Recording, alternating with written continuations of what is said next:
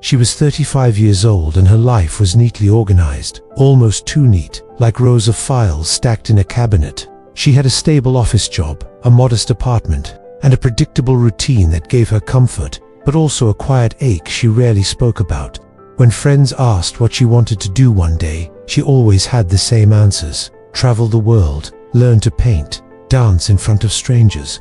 But those dreams lived in the shadow of a single word that seemed harmless, yet carried so much weight. Someday had become her shelter and her prison. She often told herself she would book that trip when she had more money, try painting when life slowed down, or dance when she felt braver. Yet the days kept passing, slipping through her hands like sand, and someday never arrived. At night, she sometimes sat by her window, staring at the city lights, wondering if life was supposed to feel like waiting in line for something that never came. One evening, she visited her neighbor, an older woman who lived alone a floor below. The neighbor, with silver hair and sharp eyes, was sitting on her porch sipping tea. She spoke with warmth, but also with a weight that only comes from years lived and lessons learned. She told stories of her youth, of dreams she once had but never chased, and how illness in her later years forced her to see the truth. Time doesn't wait, and neither should we. The words lingered long after she returned to her apartment. For the first time, she allowed herself to truly feel the grief of all the moments she had postponed. It wasn't just about traveling or learning a skill, it was about the courage she had denied herself, the joy she had delayed, the love she had kept waiting. That night, she couldn't sleep. She sat at her desk, staring at a blank notebook, her heart heavy with the question she had avoided for years. If life ended tomorrow, what dreams would she carry with her, undone and unspoken? Her hand trembled slightly as she picked up a pen. On the first page, she wrote 3 simple words: no more someday. The next morning, the notebook still sat open on her desk, its words waiting for her. She poured herself coffee and stared at the page, realizing she could no longer hide from it. With a deep breath, she began to write. One by one, she listed the things she had always said she wanted to do. Some were small, almost silly: try sushi, paint a canvas, ride a bike through the park without caring who was watching. Others were bigger, carrying the weight of old fears: speak in front of a crowd, take a trip alone, dance, not in secret, but where others could see. As the list grew, she felt something shift inside her.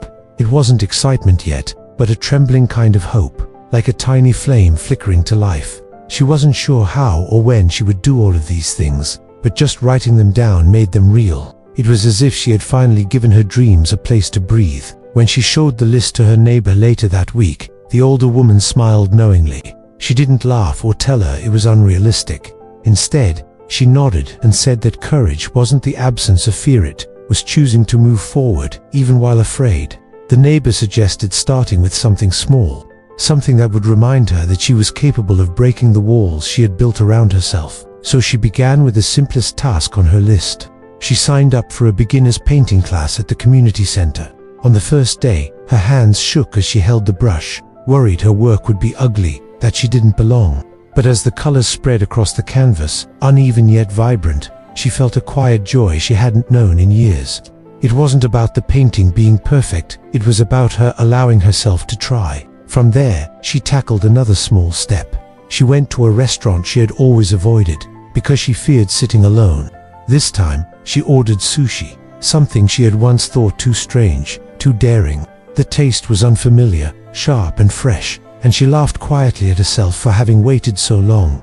Each little act was a ripple, reaching deeper into her. She was no longer waiting for the right moment. She was creating it. Still, the larger items on her list loomed like mountains. The thought of traveling alone or speaking in front of strangers terrified her.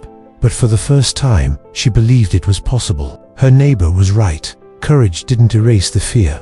It taught her how to live despite it. Weeks turned into months, and the list on her desk slowly filled with check marks. Each time she crossed one off, it was as if a heavy stone had been lifted from her chest. She was no longer the woman who lived in the safety of someday. She was becoming someone else, someone alive, someone free. The challenges grew harder.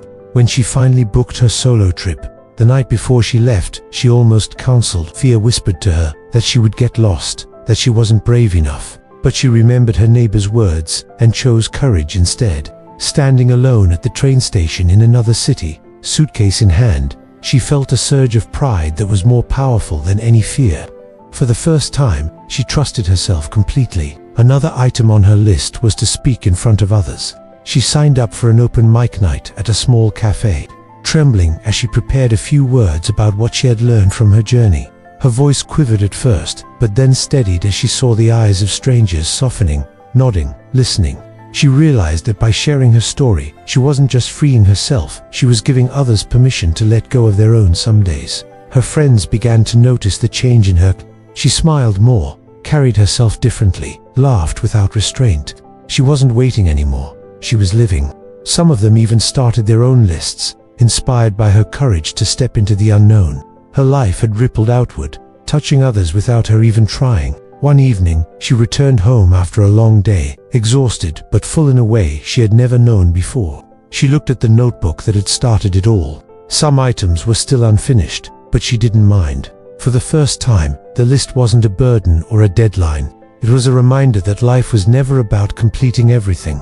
It was about daring to begin. She thought of her neighbor, who had once said time doesn't wait. She now understood those words more deeply than ever. Sitting by her window again, the city lights glowing below, she felt no longing for a future day. The moment she was in this imperfect, ordinary moment was already enough. And with that, she whispered softly to herself, "No more someday, only today, only now." Life is not measured by how many days we wait for the right moment, but by how many moments we choose to live fully.